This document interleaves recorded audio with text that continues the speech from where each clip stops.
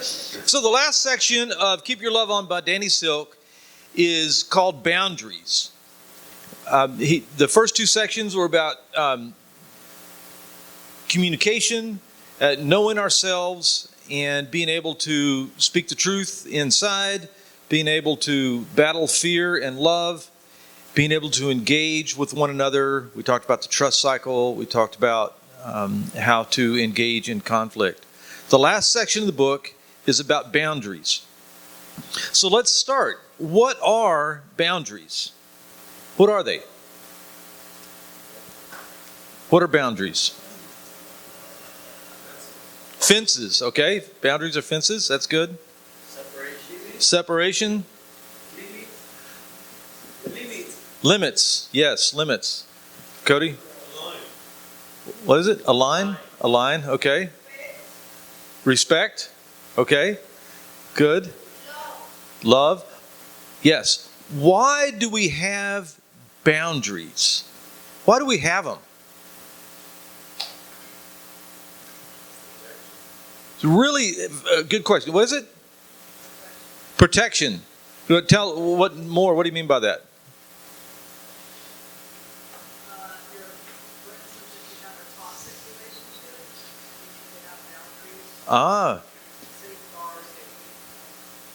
If there's a toxic relationship, we need a safeguard to protect ourselves. Excellent. Excellent. So we don't get overwhelmed by others' needs. Yes, yes. Sandra.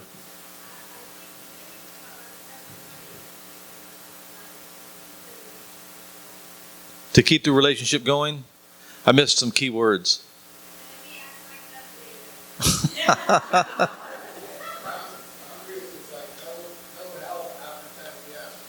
No help after 10 p.m. All right, good. Yes. A no is a better yes. Yes, we're gonna excellent answers. We're gonna get to all of this. Yeah. No, that's all. So here's boundaries. This is the thesis up front. Boundaries are about protecting and nourishing our most important relationships. Boundaries aren't simply excluding harmful or distracting relationships, but having that fence, having those limits so that we can focus on the things that really matter. They're designed to keep things in as much as they're designed to keep things out.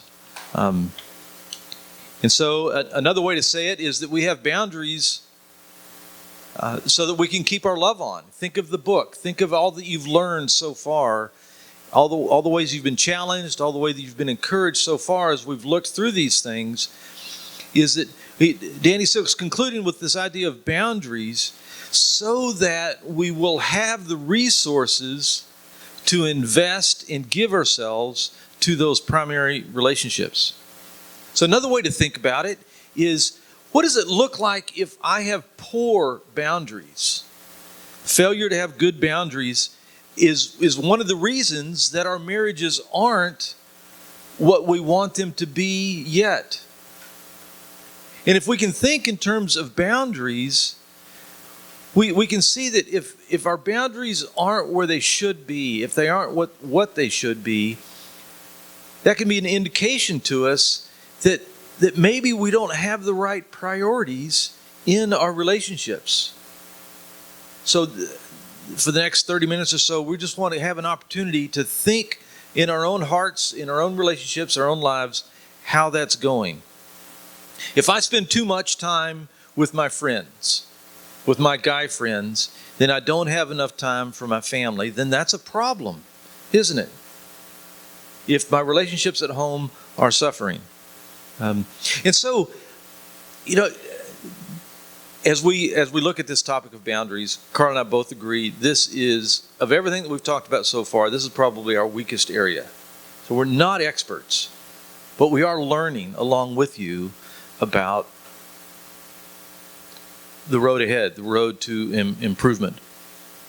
What we're becoming convinced of is that if we can grasp the significance of boundaries and then pursue and protect and nourish those boundaries, we can make huge progress in achieving what we want in those relationships that are most important to us with God and with our spouse and what comes after that.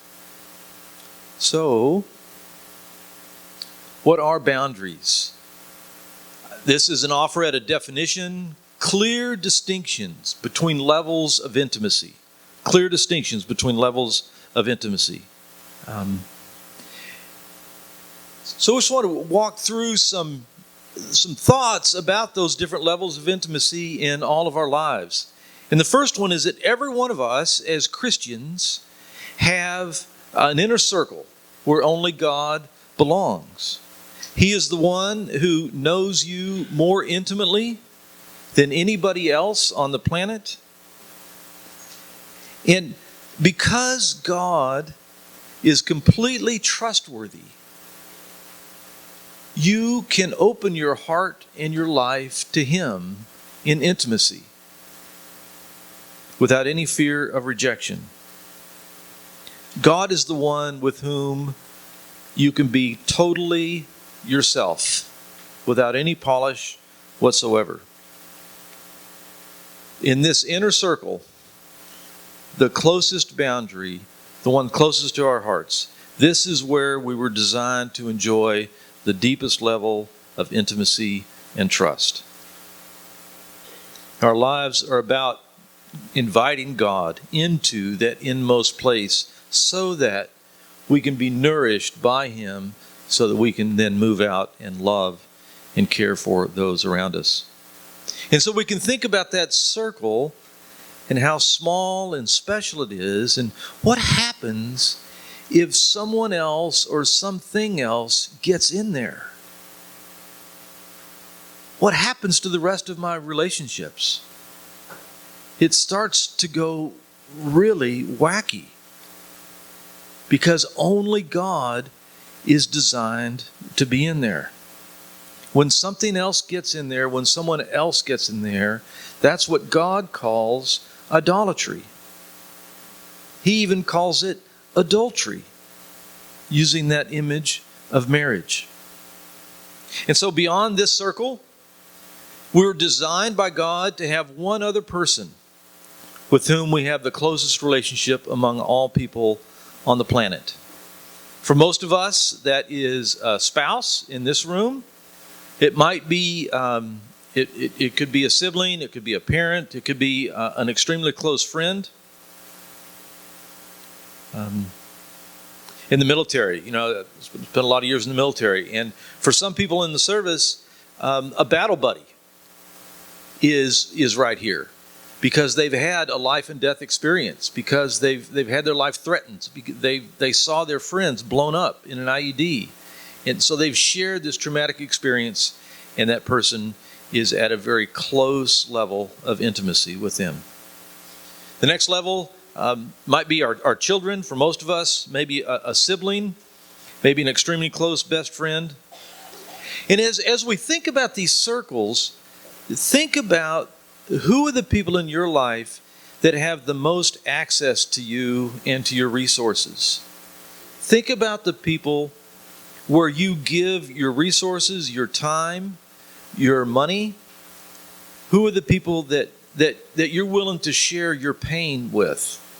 Who are the people that you're willing to be vulnerable with? Who are you willing to share when it really hurts? The next group might be a close extended family. It might be a life group. It might be your table group and the friendships that you're developing here. A Bible study, an accountability partner. Maybe close workers, close co-workers, people that you share a close relationship with. And as we move out, we can see, there we go. There's more space for more people to fit, but notice how far away they are from the center. These might be people you only see occasionally. And notice that you no longer have the capacity to share resources with these people the way you do for the ones that are at the very closest in your life. This could be close extended family, it could be neighbors, it could be acquaintances at work or at church. Maybe people that you have very little meaningful interaction with. And then the last circle, the big bad wolf or a gossiping neighbor. Jesus commands us to love our enemies. But sometimes that still means keeping those. We talked about protection, an abusive relationship, somebody that's damaging and harmful for us, maybe a consistently disrespectful coworker. So there's the idea of boundaries and different levels of intimacy, clear distinctions between levels of intimacy so that we are able to love, keep our love on for those who are most important to us.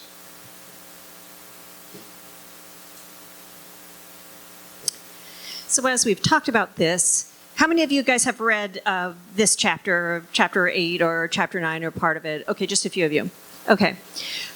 So he also talks about Jesus as kind of a model for levels of intimacy. And I find this really an interesting and kind of a challenging concept. And so I'm going to start in Mark 5, where you have the story of Jairus' daughter. He's the ruler of the synagogue, and he comes to Jesus desperately begging for Jesus to come because his daughter's at the point of death. So he has this crisis concern, and Jesus agrees to go with him. But in order to say that yes to Jairus, right, he's saying no to other people, other situations. We know this because immediately after this, he's on his way to Jairus' house, and that's when the woman who was having the bleeding issue comes and touches the hem of his garment. And he stops and he's like, whoa, who touched me? And the disciples are like almost irritated with this. They're like, what do you mean, who touched you, right? All these people are pushing at you, thronging, they uses the word thronging, begging for your attention, trying to get a miracle for themselves, maybe. We don't really know, but a lot of things are going on. He stops and talks intentionally to her, but then he makes his way to Jairus' house, and it says he passes through the crowd. So he's saying no as he says that yes. I think this is challenging to consider. Obviously, most of you are very aware that Jesus prioritized his relationship with his Father at the center of that circle. We see him often kind of getting away. He withdraws to a desolate place to pray. He does this when he is making an important decision, like choosing his 12 disciples, or when he's sad after he hears that John the Baptist has been beheaded. And so he deliberately chooses time with his Father. Sometimes he sends the disciples on. He's like, nope, I got to go pray. You guys go across this water and leave me alone here because I'm prioritizing this relationship. I'm leaning on this. I need this. In the same way, he also chose other people, right? We know he chose these 12 disciples. But even when he says to James and John, come follow me, right? That invitation is probably made to more people because he still goes and prays about who to include.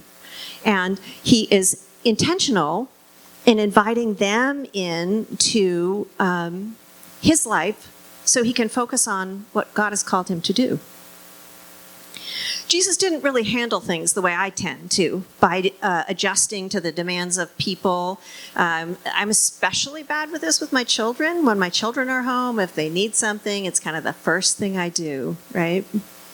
But he takes time to choose intentionally. These 12 particular men, even though he's teaching crowds of people, they can ask him questions and he answers them.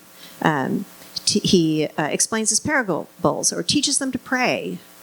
And in fact, have you ever noticed that even beyond that, he took these 3 men and he invites them into even more intimate relationship. So he invites them along when he raises Jairus' daughter from the dead. He's like, it says he allows only those 3 in. He invites the 3 of them up, it says, to pray on the mountain when he's transfigured. They don't know what's going to happen. And then he tells them, Don't tell anybody about this. So he's inviting them to see his power, to see his identity, and he trusts them to keep his confidences. He invites them on into seeing even his pain right before the crucifixion. All the disciples are praying. He invites these three further, come and let's and see into who I am. So just want to show that Jesus then has these boundaries. For the sake of his yes, he's saying no to other people. And he's deliberate about what he is, about the purpose he has. I think that's such a fascinating examination at the life of Jesus, that he was very deliberate to say no often because he knew his Father's business and he had primary relationships that he was called to pour into. Fascinating. So what we want to do is just lay out some general principles that we didn't come up with this from the book, but general principles, main ideas that we can use in our own minds and hearts as we consider and work on our relationships. The first one is to give serious thought to this idea that the goal of boundaries is intimacy and connection, not walls and borders or barriers. It's not primarily about keeping out certain people or certain things. It's about protecting so that we can invest with intimacy and connection. You think about having a fence in the backyard. Why do you have a fence in the backyard in California? If you have children, why do you have a fence? Moms? You're going to protect the kids, right? You're going to protect the kids. And so that's just a really good picture, that it's not just to keep out the bad guys, but it's to protect those children. A personal example for me in a place where I've failed, this is just one example. That have a friend in the neighborhood, he's moved away now, a friend in the neighborhood who's gets around on a motorized chair, he's handicapped, and he comes over and we play chess, or we used to play chess often. So I don't know if it was 6 months ago or not too long ago. He had moved out of town. He was back in town. He comes. He's across the park. I see him. Carla and I have something planned for the afternoon. And Ben shows up, and I invite Ben in, and we end up playing chess. Not good. Not good. You guys, you guys laugh. How does it feel? Go ahead, keep laughing. No, but what did I do there? I completely ignored a boundary to protect my relationship with Carla, because I allowed the immediacy of someone else's need to supersede my stated purpose for the day. I'm ashamed of that, but see how it's so easy for that for it to be so egregious in violating our relationships. So the goal is intimacy and connection, not just walls and borders. The next, intimacy and connection with God. If you think back to those circles and that first circle where there is only God, if you and I are not investing in that relationship, if we're not protecting that time, we're not going to have what we need to share with somebody else. We need to be a people who are zealous, even above your spouse and your children and your parents, zealous to protect our time with the Lord Jesus. How's it going? Are you protecting that time? Are you protecting that energy in your day and your week? taking advantage of that opportunity for transparency and vulnerability, for trusting the one who knows you best. It's about a boundary. How's it going? How's your boundary in not keeping out your spouse? How's your boundary keeping yourself and your heart focused on God, the Lord Jesus, first? Such a great question for us to ask ourselves.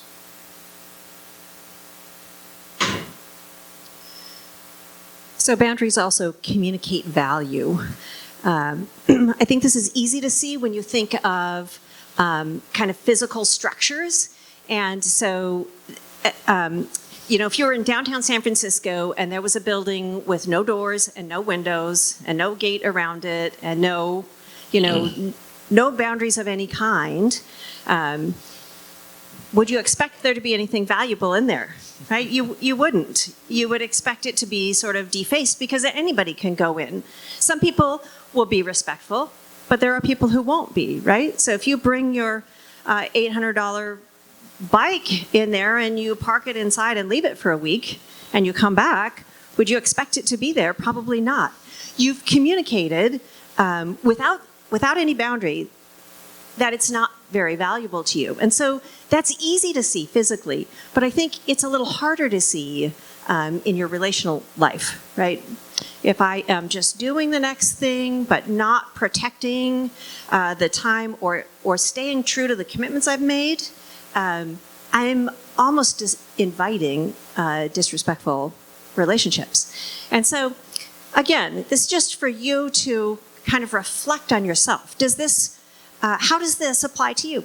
How can you work on creating healthy boundaries that protect the good and invite in the good? And yes, keep out the bad, of course. If there are disrespectful relationships, you've got to put a boundary on that too. But be aware that to say yes is also to say no.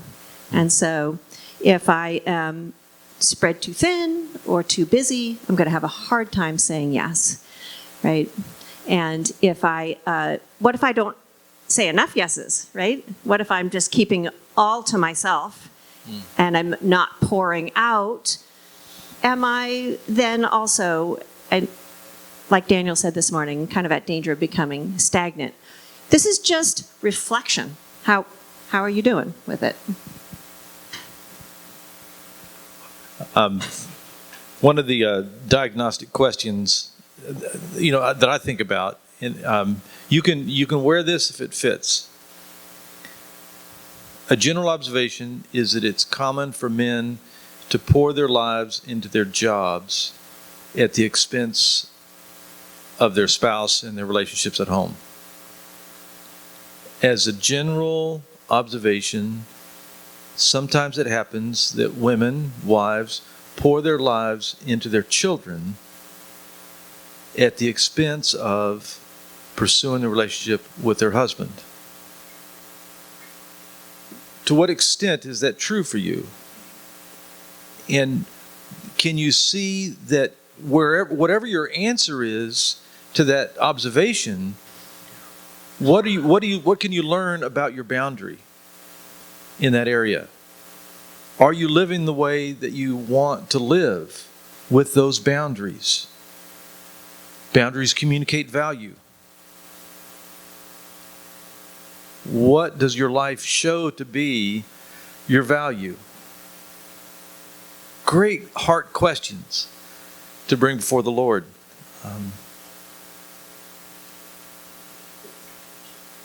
Okay.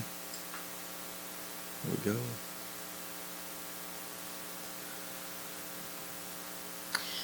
So this one is obvious too. I think we're going to kind of tie up here. If you want deeper intimacy, cultivate trust. We've talked about the trust cycle. How do you build trust? By finding and meeting needs. And so you have trust with God. If you've walked with God for any period of time, you know that your trust of Him grows as you see Him meet your needs, right? You've prayed for things, you've asked for things, you've felt desperate, and you've seen Him come through. And I think it's one of the beautiful things about getting older. You're like, oh, I remember this. God's going to come through when I feel desperate. And so, in the same way, in your relationships, you want to cultivate trust with the people that you are inviting into deeper intimacy and into deeper relationship. And we're all kind of, there's a lot of talk in the world about how lonely we all are in America, right? And I think this is one of the things. There's lots going on and tons of things you could go to. But are you deliberately investing in specific relationships that will go deep and help you grow with God and help others grow with God? Who are the people you're pouring into and who are pouring into you? I think what she's saying there is, can you think back to when we studied the trust cycle and how we build the trust cycle by sharing needs and learning what other people's needs are and moving to understand that and moving to meet those needs. And so we're building trust. And so I think one of the takeaways, I'm still thinking about this, but one of the takeaways with this section in this chapter is this idea of building trust and being vulnerable.